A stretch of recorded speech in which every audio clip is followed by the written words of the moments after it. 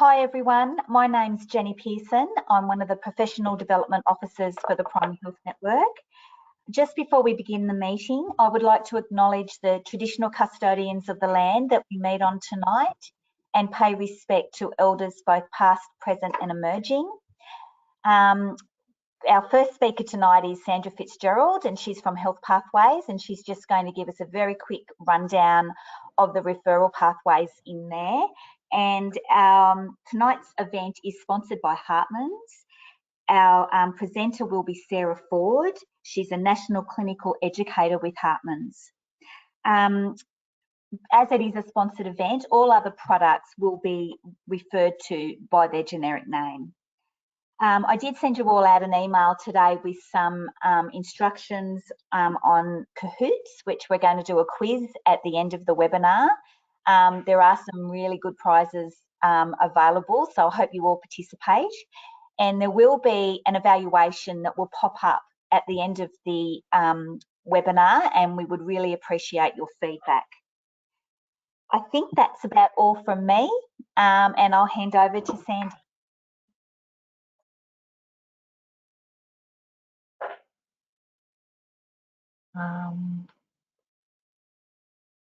Can you see my screen, Jenny?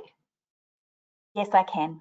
Okay, beautiful. Thank you so much, everyone. I'm Sandra Fitzgerald. I'm one of the clinical editors with Health Pathways, and I'm just going to give you a lightning tour through some of the relevant wound care clinical pathways and referral pages for both the Hunter New England and Central Coast pages. But first, I'll just give you the login details. So on your screen now, on the left-hand side, you can see the login details for Hunter New England. And on the right-hand side, you can see the login details for Central Coast. And these are available for all health professionals across the Hunter New England Local Health District and Central Coast Local Health Districts. We also have a patient information site, which is not password protected for both the Central Coast and Hunter New England. I've swapped those logins around. I'm sorry. The URL for the Central Coast is on the left and the URL for the Hunter New England is on the right. Many apologies. On those sites are some really great sources of information for patients that you can print out or direct them to. If you are in general practice and you're not familiar with Health Pathways, or you would like to have some stickers with login details for your computers, please contact your PCIOs, your primary care improvement officers. If you're not in general practice and you're another health professional, please just call your PHN and ask to be put through to Health Pathways, and we can sort you out. And if you are unfamiliar with Health Pathways and would like to have a little tour around, or someone come and give you a bit of a tutorial around what's there and how to use it effectively, we are always more than happy to come out. So on the Hunter New England site, there are two ways that you can get onto the wound care pathways. You can either go to the top here in the search bar, or on the left you can find it in the table of contents under surgical. And then when you click on wound care, this table of contents comes up. So you can see we've got a large range of clinical pathways as well as referral pages. The ones of relevance tonight are skin tears. And I'll just also point out that in the bottom of every page there is a send feedback button, and we love all feedback. You know, whether you think something needs to be improved, something's wrong, something's not clear, please let us know, because the more feedback we get, the better the pathways get. We've also got a burn injuries pathway. We've got a chronic and non-healing wounds pathway, and all our pathways are set out similarly: assessment, management, referral, and then down the bottom, health professional resources and patient information resources. And all of these pathways were recently reviewed earlier this year with input from the Wound Care Network and sign off by Nicole Organ, who's a vascular surgeon, I think, and Paul Chi, who's a dermatologist. On the patient information portals, we've got a large number of sites for patients to go to find some information, and all of this information has been reviewed by our clinical editing team as being correct and in line with our clinical recommendations, free of advertising, and it all goes through the readability checking with our patient information team to ensure that it's roughly a grade 6 reading level so most people can understand it. We also have two specialist wound referral pages. We have the specialist burns management referral page, which will give you all the information about where to send patients across New South Wales, and also the specialist wound care referrals. And as with all our referral pages, they're set out by geographical area. There's 5 different geographical areas. and when you click them, there will usually be a private and a public option. Not so much for wound care referrals, but certainly for lots of other referral pages. Central Coast are working on their clinical pathways, but they do have a good specialist wound care referral page for you to access. And their send feedback button is on the top right of every pathway. So thank you, Jenny. That's all from me. I'll stop sharing my screen now and hand over to Sarah Ford. Thank you so much for the opportunity to show you around health pathways. Thanks, Sandra. Good evening, everyone. I'll just share my, don't want to see me. So, as you all know, one of the benefits of the health pathways for the PHN is to avoid hospital admissions where possible. By having a better understanding of wound management to improve healing outcomes for your patients, you've got a much better chance of achieving this and reducing the need for hospital admissions. This is the first in a series of 3 educational webinars, which I hope will provide you with the information on how to prevent, assess and treat the wounds you're seeing in your practice or your facility.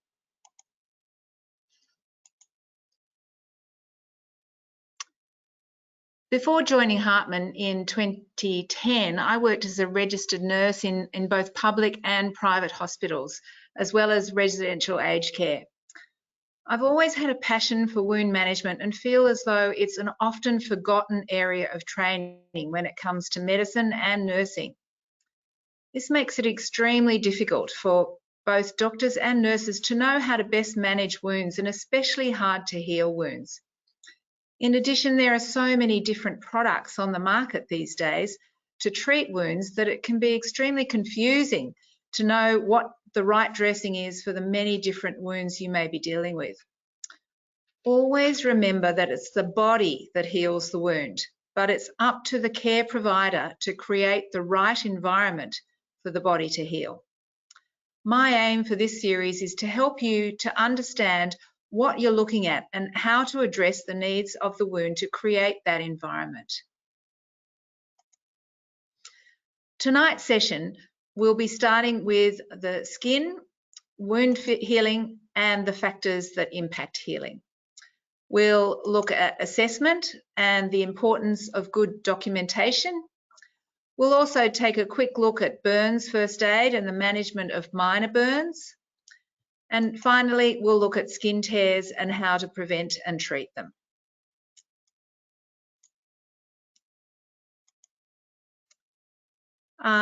Jenny mentioned that we'll be doing a quiz, but actually we're not going to be doing that until the end of the 3rd webinar. So tonight and next week, we'll have a couple of 3 poll questions throughout the webinar, but we won't actually be having the quiz until the end of the 3rd webinar, and it'll be a bit of a revision and an opportunity for you to win some great prizes. So tonight we'll just end up with a summary and then some questions, an opportunity for you to ask some questions at the end. So who is Hartman? I hear you asking. Hartman is a global company with over 10,000 employees. It's been around for just on 200 years and started in Germany in Heidenheim way back in 1818. Our headquarters is still there today. In Australia, we have a continence and skincare portfolio, and the continence and skincare portfolio is known as Molicare range, as well as an excellent wound care portfolio with the products such as Zetivit Plus and Atrauman, which you may be familiar with.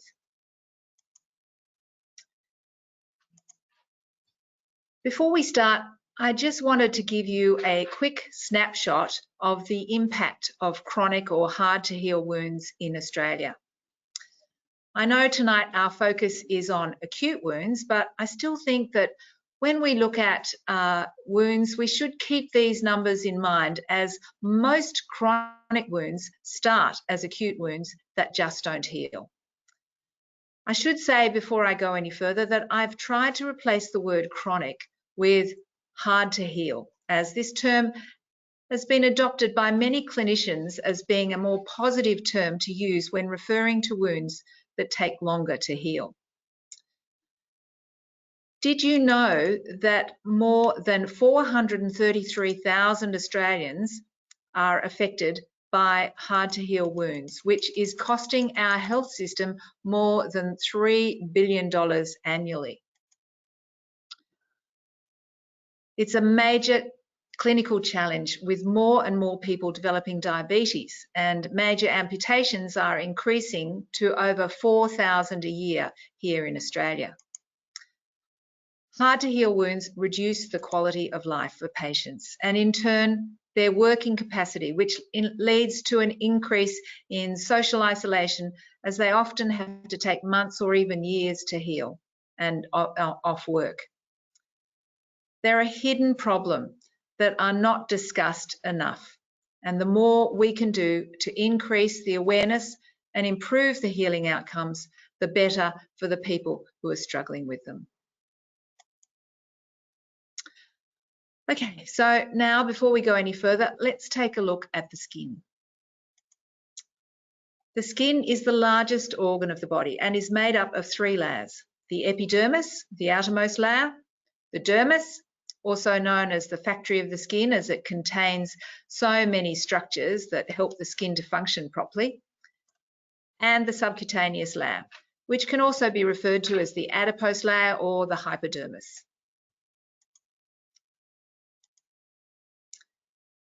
So we're going to have a look at each layer individually. The epidermis consists of a series of layered cells known as keratinocytes, which replicate in the basal layer and gradually migrate upwards towards the stratum corneum, or the top layer of the skin.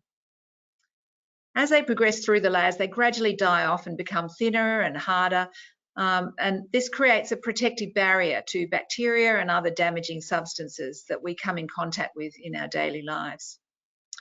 Then when they reach the stratum corneum, they shed off on our clothes and towels and bed sheets. This process takes between 15 and 30 days and slows down as we age.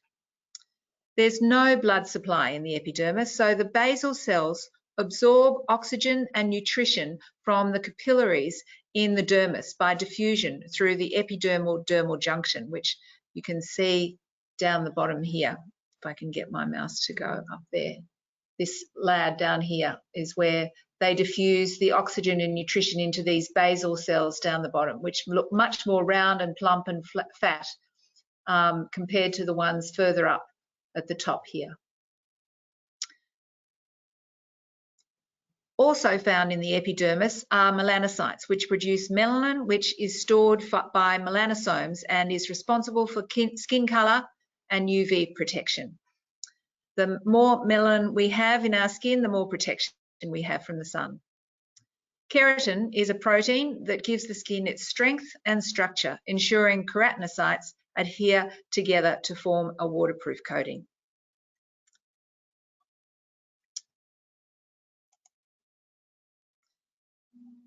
So now we go down to the dermis. Within the dermis, there are a number of structures which allow the skin to function effectively. It's about 2 to 4 millimetres thick, depending on the location on the body, and is thickest on the back. So let's start with the sebaceous glands, which produce sebum, which makes up part of the acid mantle on the surface of the skin, creating a protective barrier to toxins such as urine and faeces. The erector pili muscle is responsible for the formation of goosebumps to keep us warm.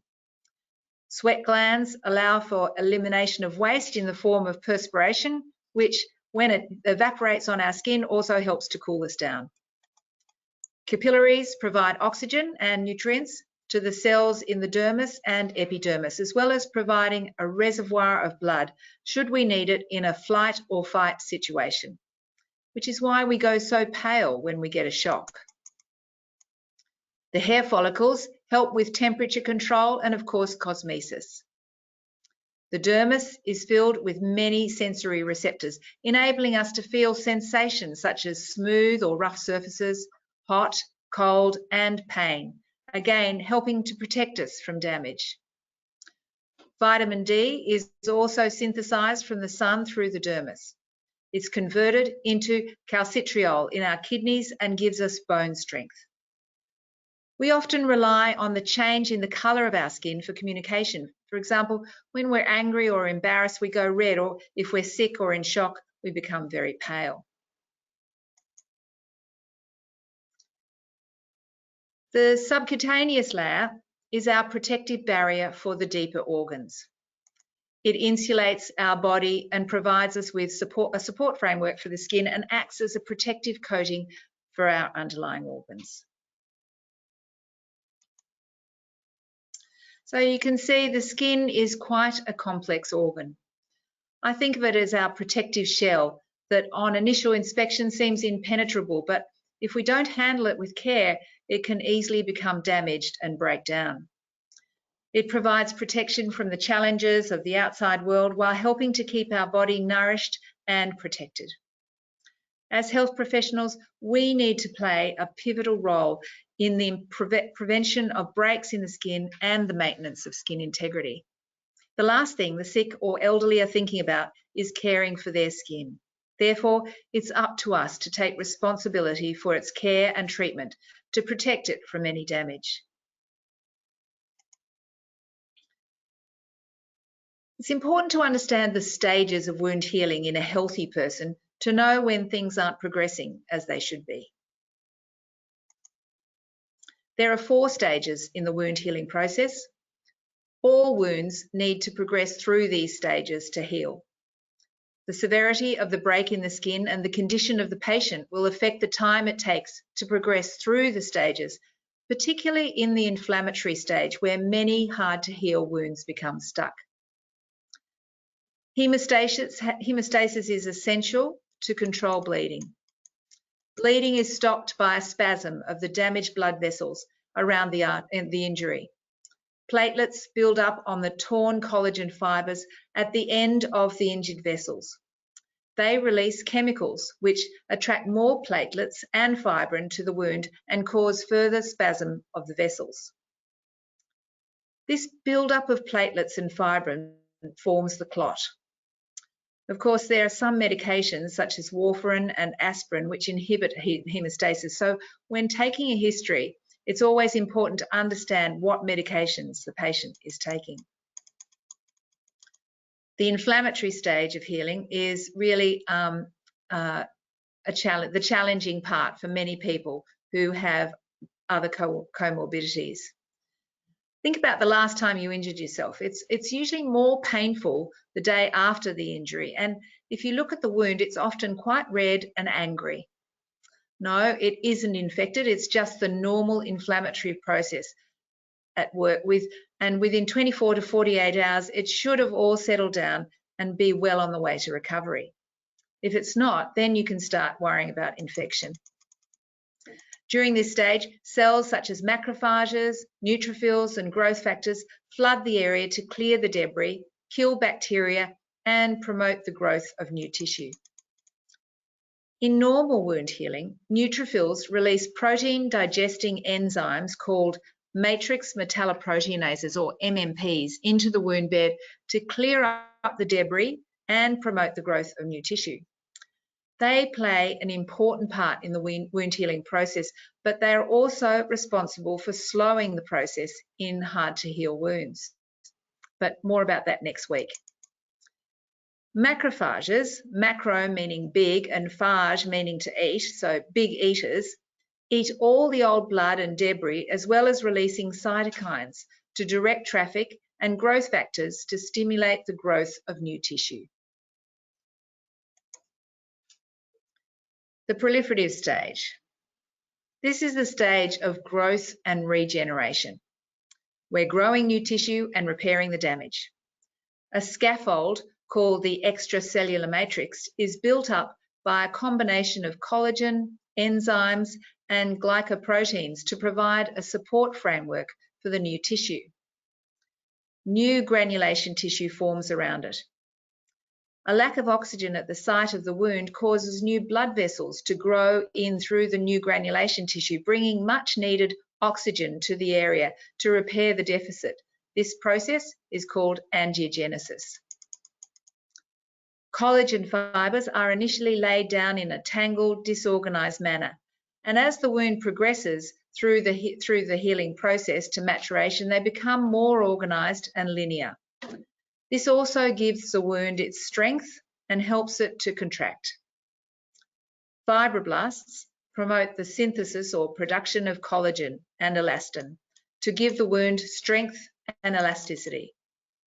Once the granulation tissue has filled the deficit, the keratinocytes migrate across the tissue to close the wound.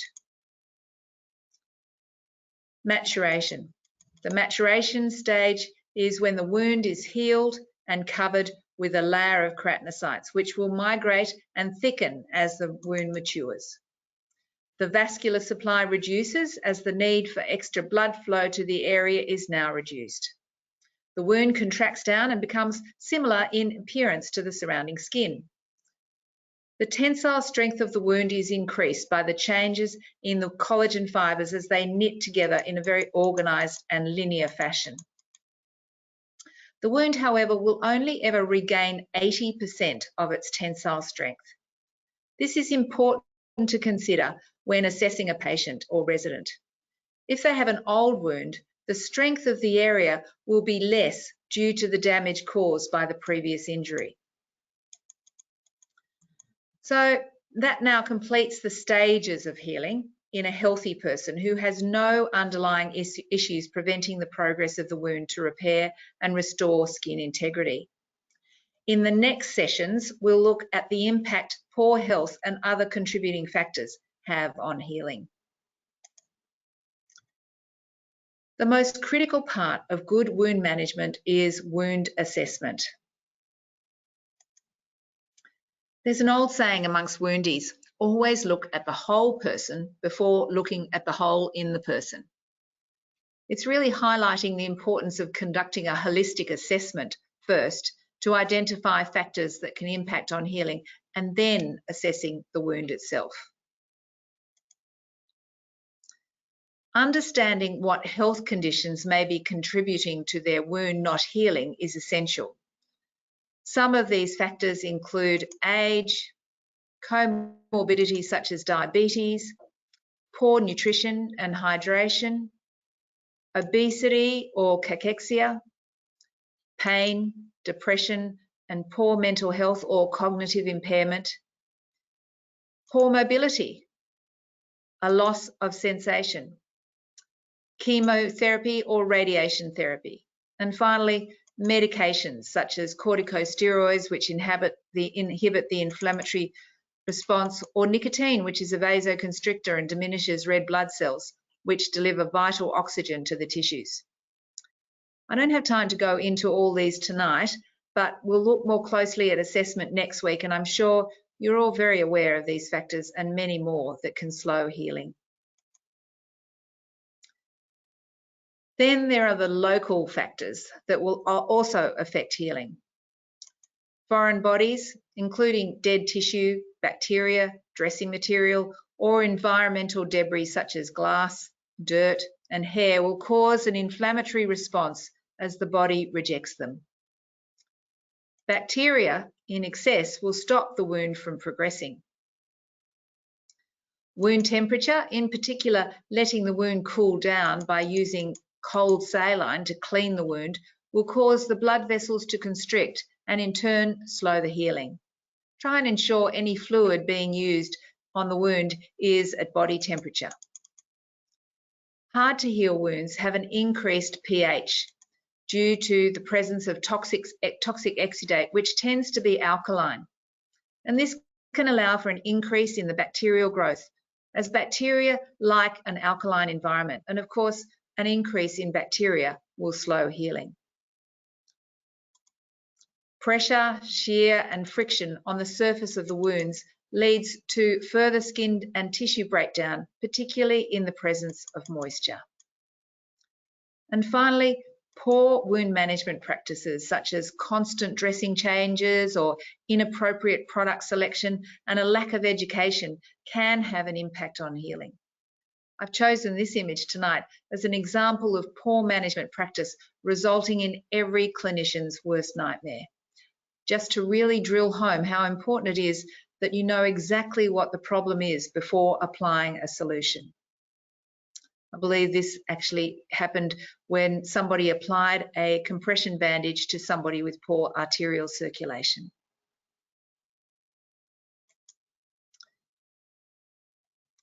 It can make such a difference to the care of a patient or resident when the assessment is done well and documented accurately. It's essential to understand what the wound needs prior to selecting the dressing, so you can match the dressing to the needs you've identified in your assessment. Here's an example of good documentation and bad. In wound description A, skin tear on the left arm with some loose skin on the surface really tells me nothing about the wound itself. So when the next person comes to look at the wound, they don't really know whether it's improved or deteriorated. Wound description B, category 2B, skin tear on left lateral aspect of the forearm, skin flaps bluish and queried non-viable, surrounding skin looks dry and delicate but not red, no bleeding or sloughy tissue seen on the surface of the wound, and it looks clean and granulating. This categorises the skin tear to provide a consistent descriptor based on an established categorisation system, in this case the STAR categorisation system. It details the colour of the flap, the condition of the surrounding skin, and describes what's seen on the surface of the wound. So when the next person comes along to assess the wound, they know exactly what the wound looked like at last assessment and can easily see if it's deteriorated or improved. In 2016, the World Union of Wound Healing Societies developed a position document looking at wound assessment. This document is free to download from www.woundsasia.com.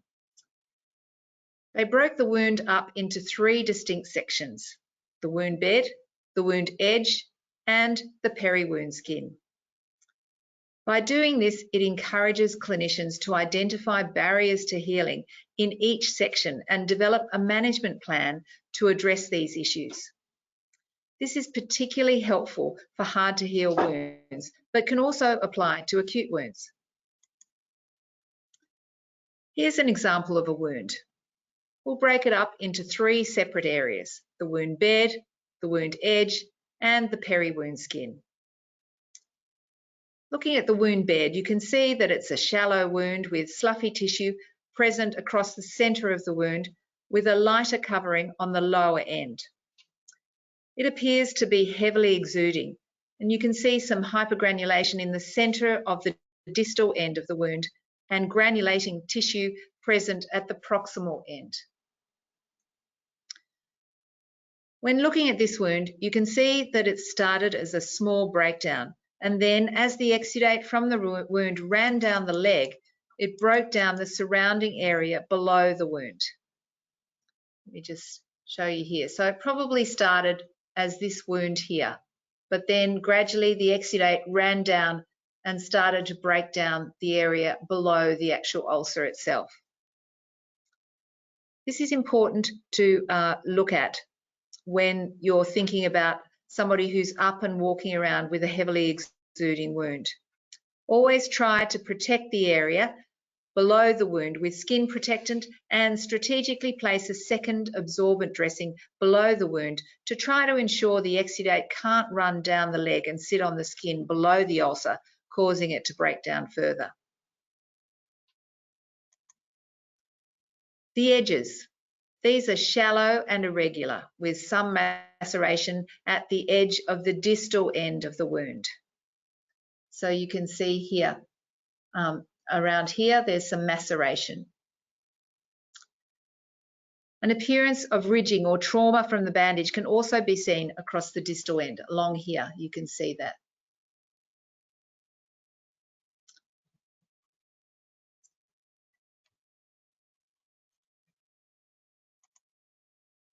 The peri-wound skin looks dry with hyperkeratosis all around the edge of the wound. Some small blistering and erythema is on the proximal edge and some ridging on the anterior edge as a result of bandaging and the presence of edema in the lower leg. So you can see here the hyperkeratosis all around here, which needs to be lifted off. It just harbours bacteria and leads to further breakdown all around here. And you can see also some blistering up here and some reddened area around here. So you can see by breaking the wound down into 3 distinct areas, it really helps to identify the individual problems of that wound. This wound needs cleaning and debriding to remove the sloughy tissue on the surface. We've identified that it's quite heavily exuding, so that needs managing. There's some hypergranulation on the surface of the wound, which is a sign of raised bacterial burden, so that'll need to be managed. The edges are showing signs of maceration and trauma from the bandage, and the peri-wound skin is coated in hyperkeratosis, which is causing the dry, scaly appearance around the wound. Edema is causing ridging and bandaging trauma, so we need to ensure when we apply the compression bandage, we pad the area well. So by breaking down the wound into distinct areas, it provides an opportunity for a more thorough assessment. Clear description and documentation is essential to understand the issues that could prevent or be preventing the wound from healing.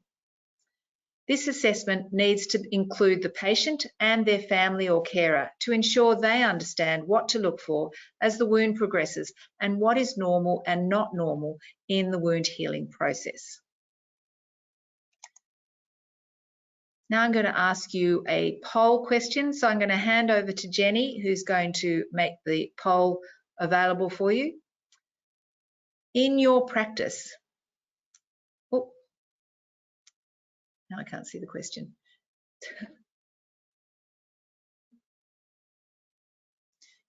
What percentage of your wounds are chronic or hard to heal?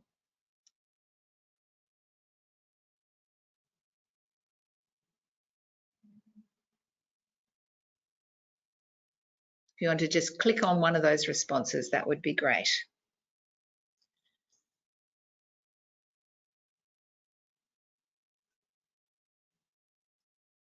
I can't see whether you clicked them or not. I'm guessing that you're still doing that.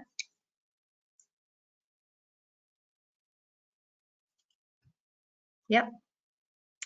And I can't see the result. So, Sarah, did you want me to read them out to you? Just the most the strongest response, or are they all about the same? No. Oh, sorry. 40% have said the first one. So in your practice, what percentage of wounds are chronic or hard to heal? 40% of your practice has maybe only, 15% of your practice only is hard to heal wounds. I'm taking from that. So the majority are not hard to heal. That's interesting. Thank you for that poll. We've got another couple coming up later on in the presentation.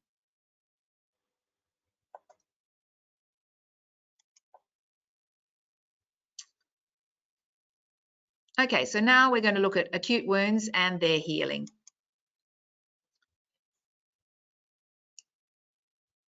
Can you see that? No, we can't. Okay. No one can see.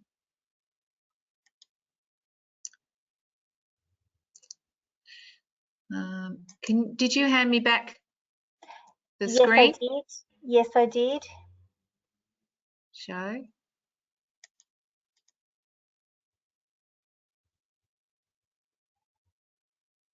Just need to, yep, just need to click over your display settings. Show screen.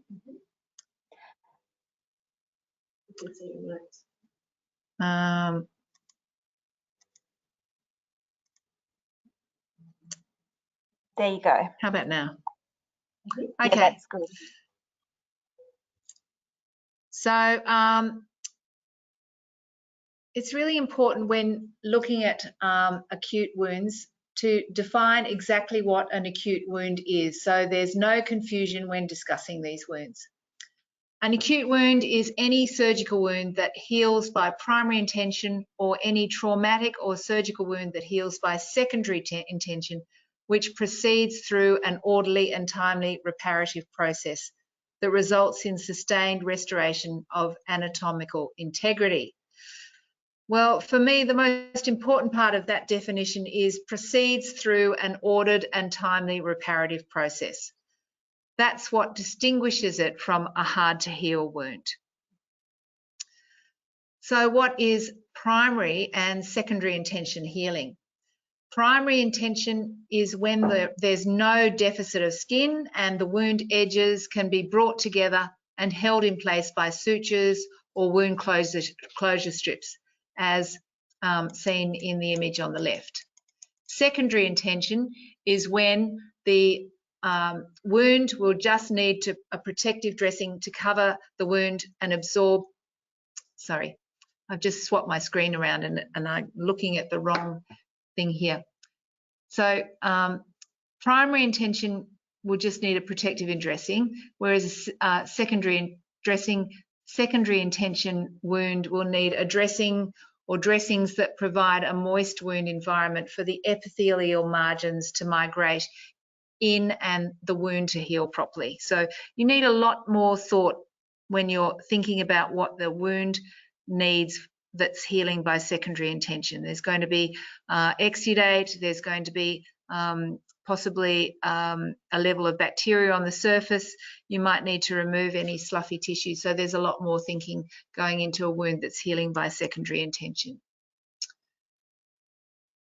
Acute wounds are principally two types: traumatic and surgical wounds. A traumatic wound, such as a cut or abrasion, through to extensive tissue injuries, are caused when a force exceeds the strength of the skin or the underlying supporting tissues.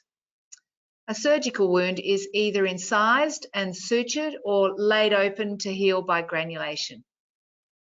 The wound breaks the integrity of the skin, including the epidermis and the dermis. Surgical wounds are classified in relation to the location or potential of infection in the wound. They're considered to be either clean with no bacteria present, and an example of a clean wound would be in an eye or a joint, so there's sterile areas with no infection present. Clean contaminated, where bacteria are present, therefore there's a risk of infection, would be somewhere like the GI tract. And of course, contaminated is when there's foreign bodies present, which will quickly lead to infection, or the wound is a dirty wound at high risk of infection, such as the anorectal area. This should be part of the description when documenting the wound in the patient's notes. Primary intention wounds, which are contaminated or considered dirty, are often left open post-surgery whilst the infection resolves, and then they can be sutured closed for the best cosmetic outcome. This is known as delayed primary intention. Dressing selection should be based upon absorbing wound exudate, supporting hemostasis, and protecting the wound from infection. It's also critical to manage the peri-wound area. Exudate levels can be high in this inflammatory phase, and leakage of corrosive exudate onto the surrounding skin under the dressing can lead to blistering or maceration.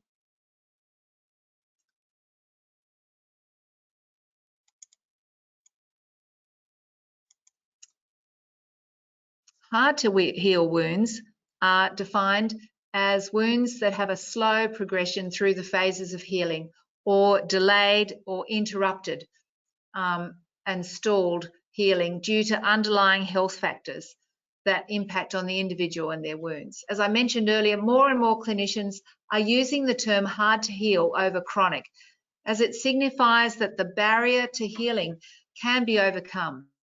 And for further information on this, I would refer you to an excellent document, Defying Hard to Heal Wounds, referenced at the bottom of this page, and also free to download if you just type the title into Google, and it'll come up on MAG Online, and you should be able to download it. I really recommend it, as it's an excellent document to help manage the wounds that are more challenging to heal. A non-healing wound could be suggestive of a chronic infection or biofilm, provided, of course, that holistic assessment has excluded other underlying factors such as ischemia. Always remember that the most wounds start as acute wounds, and if in your initial assessment of an acute wound you identify factors that will challenge that person's ability to heal, don't wait for it to become a stalled wound. Treat it aggressively in the early stages to give it every chance of healing before it becomes a hard to heal wound.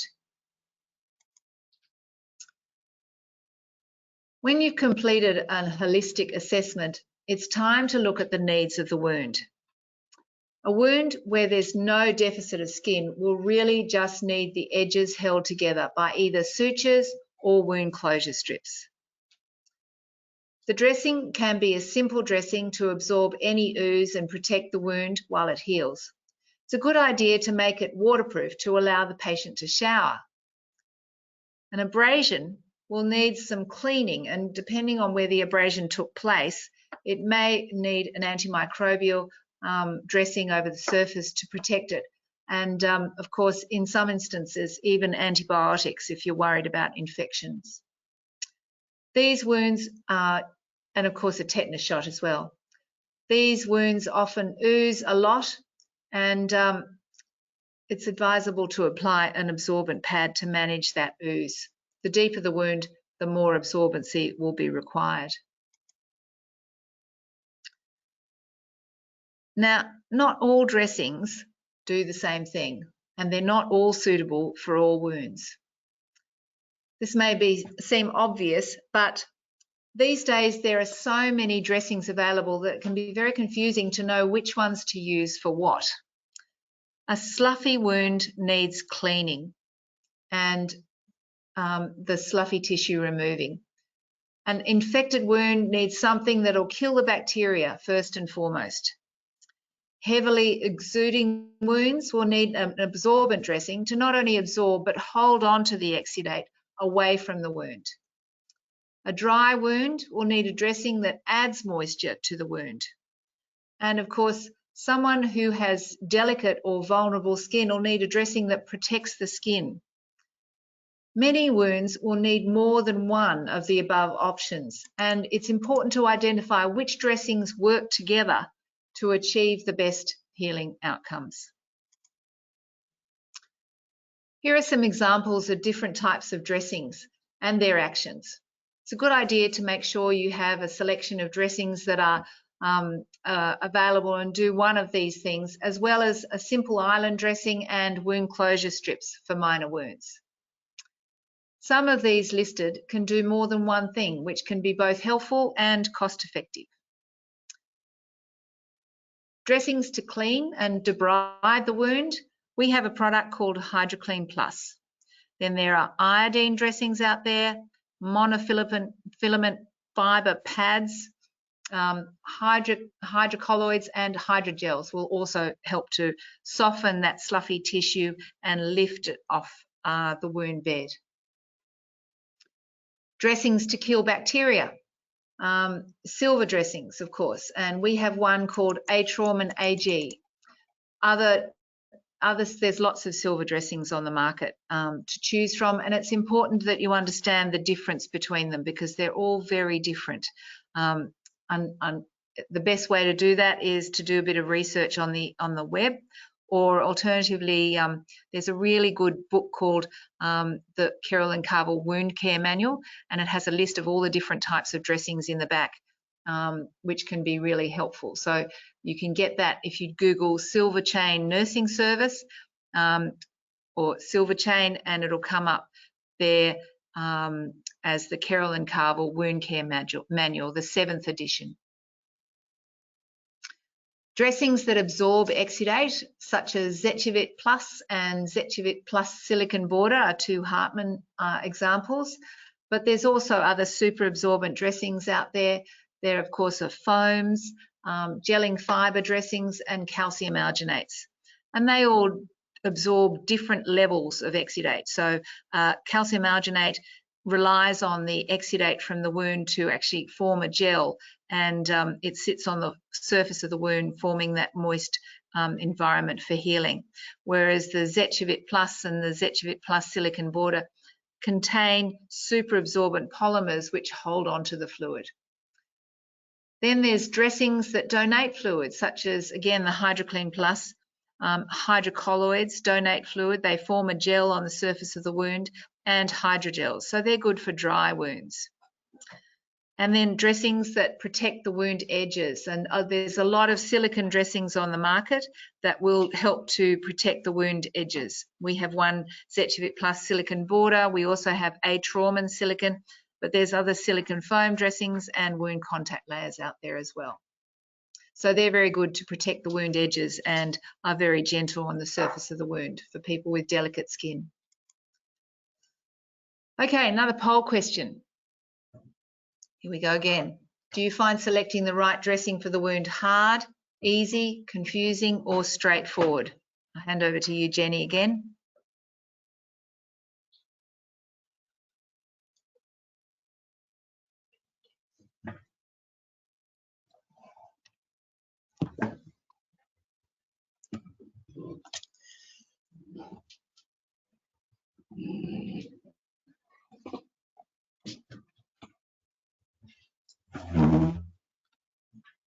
Okay. So 58% have found it confusing. Yeah, it is confusing. I find it confusing and I deal with it all the time.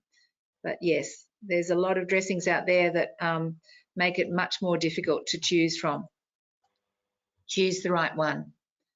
Thanks, Jenny. Okay. Now, got to get my screen back again.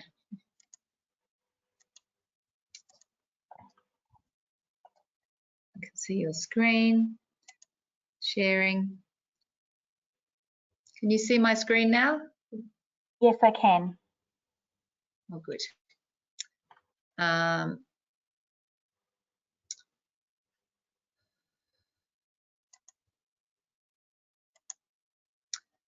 So with children, they'll often benefit from wound closure strips instead of sutures, particularly if it's an area not under any tension. Suturing usually requires local anaesthetic and a lot of pain and distress for the patient, whereas wound closure strips are easier to apply and much less traumatic, and also provide a much better cosmetic outcome. I know this from personal experience because when my daughter was 4 years old, she jumped into the swimming pool backwards and cut a chin on the edge of the pool at my suggestion that she try doing something different. And she ended up in the emergency department and screamed the place down, and the whole time she was yelling, "My mum made me do it," which was really terrific. So wound closure strips would have been a much better option in that situation. Now we're going to look at minor burns. As we've already discussed, assessment is key to good wound management, and burns are no exception to this. The severity of the burn depends on several factors: the size of the burn, the depth of the burn, location, and of course, the age and general health of the patient. These are the types of burns that need to be referred onto a burns unit. And the details of this can be found on the website, which is at the bottom of this page. So I won't read them all out now, but they're the sort of burns that really need to be referred on. For the more superficial burns that you can look after yourself, assessment is again essential of the depth of the burn and it can be very difficult, even for the most experienced clinicians, to identify the depth. And this is due to the ongoing impact of the heat of the burn on the body tissue, which can change the depth, particularly if good first aid is not applied immediately and the burning has a chance to continue to damage the tissues. The true depth of the burn is not often apparent until 24 hours after the burns occurred. Therefore, it's always important to reassess after 24 hours. Gentle pressure at the centre of the burn will help you to understand if there's damage to the capillaries in the dermis or not. If the area blanches and then quickly returns to red, you know the capillary damage is not severe. But if the return to colour is sluggish, then this is a cause for concern. Immediate response is to stop the burning process by removing the burning agent, any clothing or jewellery, straight away. Hold the burn under cool running water for a minimum of 20 minutes and up to 3 hours. But be careful of hypothermia, particularly in children and the elderly. Don't use ice to cool the burn, as this can cause more burning. And good first aid really is so important in the first 30 minutes. It can have a big impact on the severity of the burn. Minor burns present as superficial skin damage, generally just as a reddened area with no blister or break in the skin. Slightly deeper superficial burns can present with a blister. If you've ever burnt your arm on the iron or the oven, you'll know that they can be extremely painful. After applying immediate first aid to the burn, it will continue to often be very painful for quite a surprising length of time, and it'll need protection. Hartmann have a product called Hydrosorb, which is a gel sheet which relieves the burn pain by cooling and soothing the area.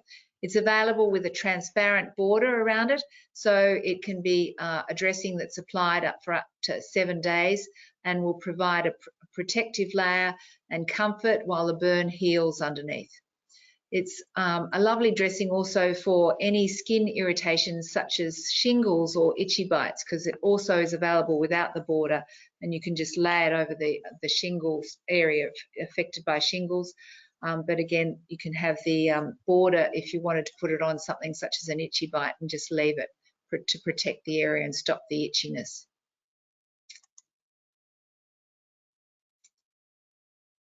Superficial dermal burns often have a blister, and this will need protection.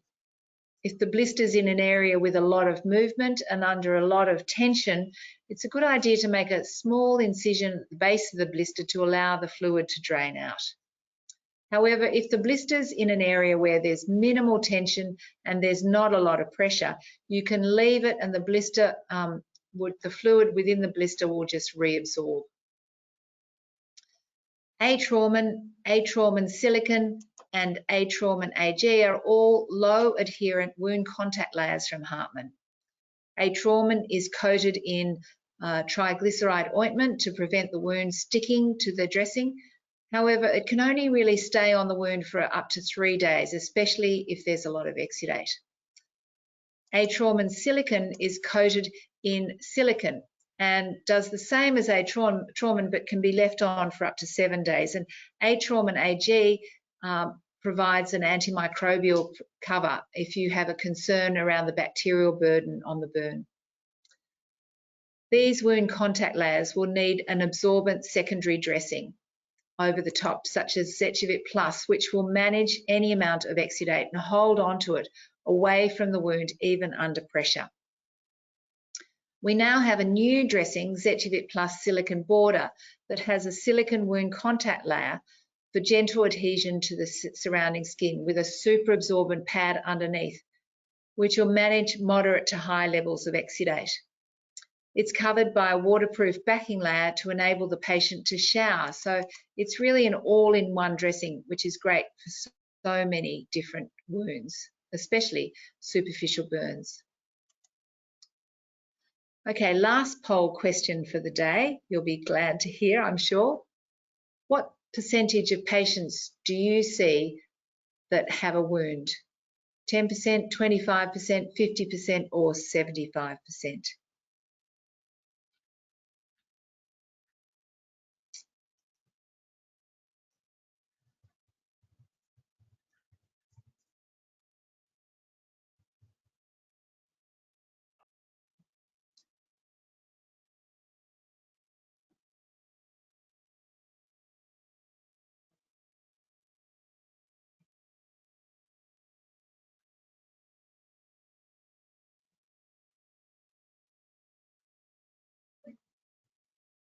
How's it going, Jenny?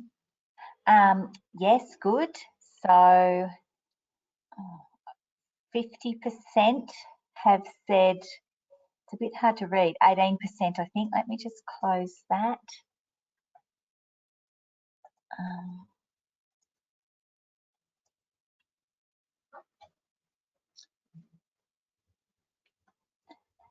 Yes, 50% said 18%. Does that make sense? Yep, great. Thank you. So, and half, 75% said 7%. Okay.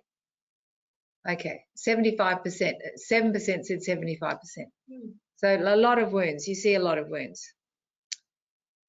That's interesting. Thank you for that. Appreciate the contribution. It's really interesting to hear what you're dealing with out there. So finally, the last of this webinar, we're going to look at skin tears, because I'm sure a large percentage of the wounds that you do see would be skin tears, particularly in aged care facilities. As we age, the undulations at the epidermal dermal junction flatten out and we lose the anchoring points between the two layers, so the epidermis is free to slip and slide across the dermis.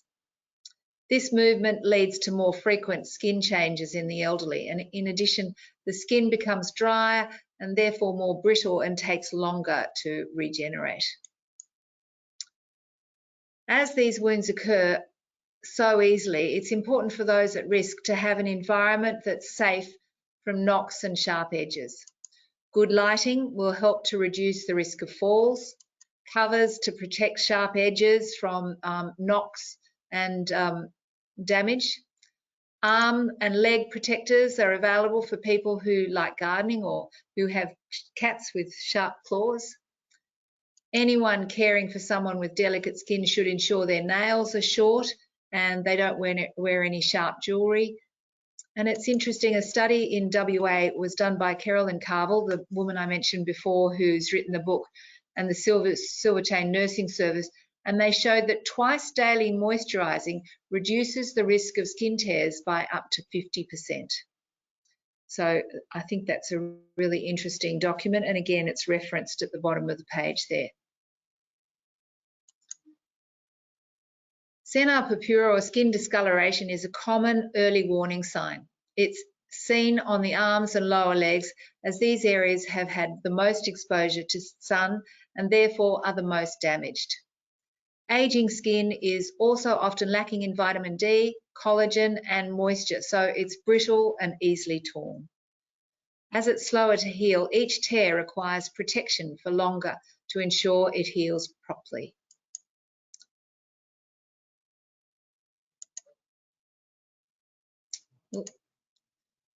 So how do we manage these common wounds? The first step is to stop the bleeding with gentle pressure to the area and elevate the limb. If the person is taking anticoagulants, then they may need to use a calcium alginate dressing to stop the bleeding.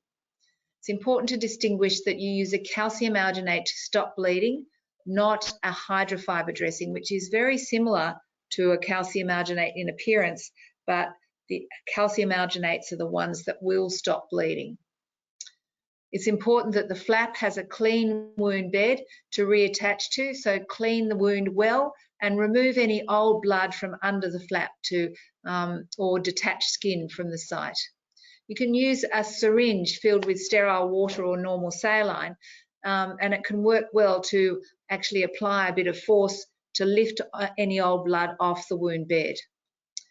Conduct a thorough assessment to understand any factors that may impact the person's ability to heal, and ensure the flap is replaced in an anatomically correct position with a moistened cotton tip or gloved finger. Don't secure the wound with wound closure strips. They have strong adhesive and can cause further damage when they're removed. And this is what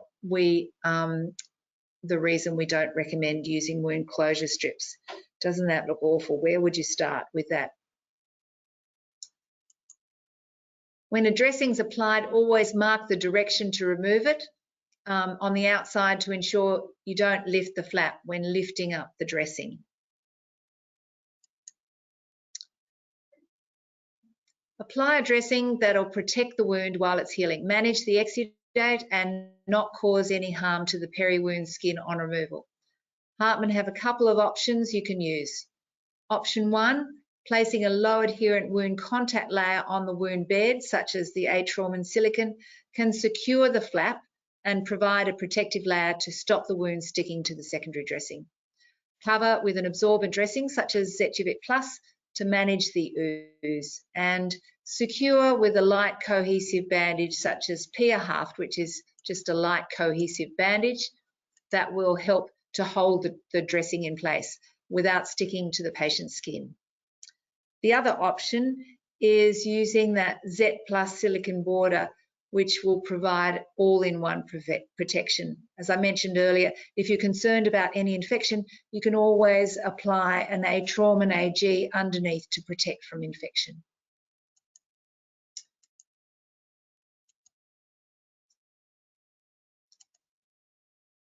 So, in summary, we've looked at the skin and wound healing. We've reviewed the importance of assessment and good documentation. Acute wounds are usually able to heal without any complications, unlike hard to heal wounds. Always identify the needs of the wound and select a dressing to suit those needs. When treating burns, even if they're minor, good first aid will make all the difference to overcome the to the outcome of the burn, or refer on if you're concerned.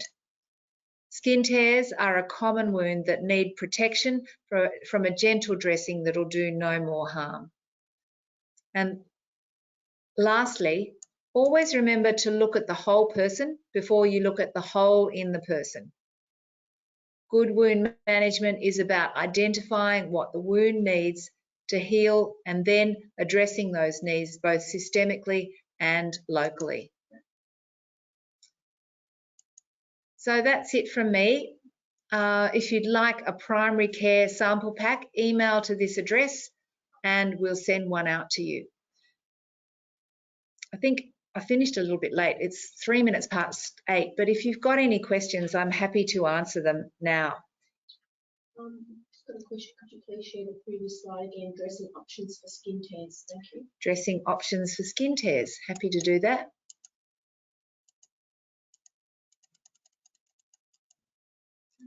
Oops. So for skin tears, you want to protect the wound with a gentle wound contact layer holding the flap in place, and then something that's going to cover it and absorb any ooze. And if you're worried about an infection, then you might like to use an antimicrobial.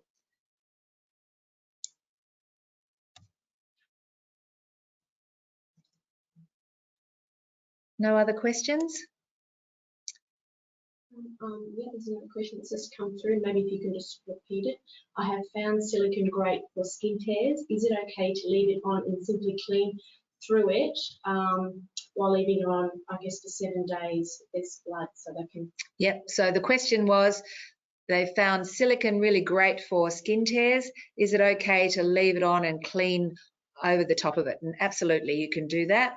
It works really nicely. So any of those mesh dressings, you can with the silicone on them, because silicone doesn't wash off, so it can stay on for up to 7 days or even longer with some of them. Yeah, and then change the secondary dressing as required. Next question, when would you decide to debride or cut away a flap from a skin tear if you think it is non-viable? So the question is, when would you decide to cut away or remove a flap when you think it's non-viable? You can usually tell pretty quickly whether the flap's going to be viable or not. When you go back to reassess in the first 24, 48 hours, then you can make the decision as to whether to remove it or not. If it looks like it's just going all sluffy and not going to survive, then you can remove it straight away. Otherwise, yeah, just leave it for 24, 48 hours and then reassess, and you'll be able to tell whether it's non-viable or not. No other questions? I always get asked about hypergranulation, so I just throw that one out there. People say to me, you know, how do you manage that? Hypergranulation is a sign that there's bacteria on the surface of the wound causing irritation of the granulation tissue, causing it to be red and raised, and that causes more exudate to be produced. So it's a good idea to use an antimicrobial dressing on the surface to kill that bacteria, and then over the top of that, some sort of foam dressing to put some pressure on that hypergranulated tissue to reduce it and flatten it out. That's the best way to deal with it.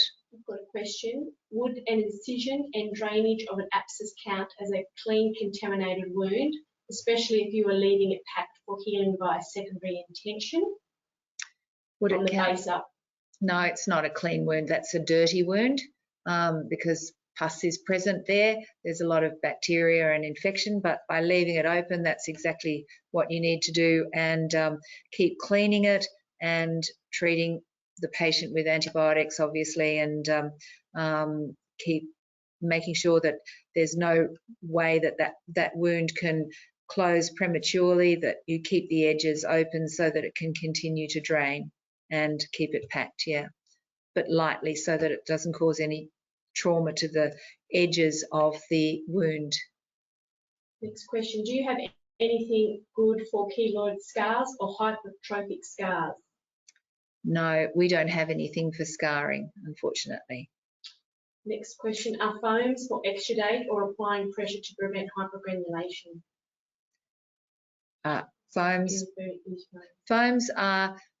Foams are more for applying pressure. They work in a way they work well for slow oozing wounds because they take up the fluid and into the foam, and then it allows the fluid to evaporate through the top surface, through the film on the top. So they're good for slow oozing wounds. But if you've got a wound that's producing a lot of exudate, then you need to have something that's going to absorb more rapidly, such as the superabsorbent dressings that have the superabsorbent polymers in it. And so they're sort of different types of absorbency for different types of dressing. One is for, I guess, the foam you can leave on for longer, and the superabsorbent are more for mopping up large amounts of exudate. Yeah. Okay. What about the use of Caldestat after incision and drainage? Is it advisable? What about the use of Caldestat for the incision and drainage? I can't really comment on other companies' dressings, and I can't really comment on, I don't know where the incision and drainage is. Caldestat is a calcium alginate dressing, and it is designed to absorb exudate or stop bleeding. So when it absorbs exudate, it forms a gel on the surface of the wound to keep that moisture on the surface of the wound. It's important you cut it to size so that it doesn't moisten the edges of the wound as well. Or you can pack it into a cavity wound, but you've got to make sure that you can see the base of the cavity and get all of it out when you remove it, because it can break down and some of it can get stuck in there. And it's also calcium alginates, as I said earlier, are useful for stopping bleeding in skin tears. Our next question, can you put oxide over Zejibit? Maybe explain Zejibit. Okay, so can you put Opsite over Zejibit? Hartman have two products. We have Zejibit and Zejibit Plus. Zejibit is just like a combine. It doesn't have the superabsorbent polymers in it. Zejibit Plus has the superabsorbent polymers in it. That will hold the exudate under pressure, so movement and also manage high levels of exudate. We do now have another dressing, which is Zejibit Plus Silicon and Zejibit Plus Silicon Border, and they have a wound contact layer, which is the silicon layer. Then they have the superabsorbent dressing, and then they have a film over the top. So you can use it just like you would a foam dressing, but it's much more absorbent, so it can last for longer and stay on for a longer period of time. So if you want to know any more about that, it's only new, it's only just come out. So happy to just email us, and we will send out some more information. And I think you'll get one in a sample pack. So can you actually use Opsite over? And Zejibit? yes, you can use Opsite over the top of Zejibit or Zejibit Plus to hold it in place. Yes, you can. Should packing gauze be left dry or soaked in ulcers? If you suggest soaking, what product would you use? I would suggest, if you're using packing gauze, then you're packing it into a wound.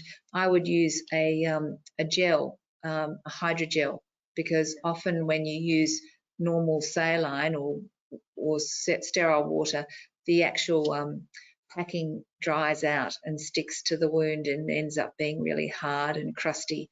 So by using a hydrogel, it doesn't tend to dry out and will stay moist to provide that moist wound healing environment. Next question, would you be providing a wound chart which can easily be used to describe and assess wounds? Yeah, we have a chart. If you want to email us, we'll send you a chart, a wound chart. And I think that's it. Questions. Thank you all very much indeed. I'm sorry we went a bit over time. I appreciate your time tonight, giving up your evening to listen to this. I hope you found it informative. Next week, we'll be talking about hard to heal wounds and managing those wounds. We'll look forward to seeing you again next week. Yes, I just put that primary care email address up for you, so that if you want the chart, or you want any further information, or you want a wound sample pack, please don't hesitate to email that email address. Thanks so much, Sarah. Our next session is next Tuesday night at the same time, 7 o'clock. And if anyone missed anything like the email address, just flick me an email and I can pass anything on. Thank you so much. Thank you. Good night.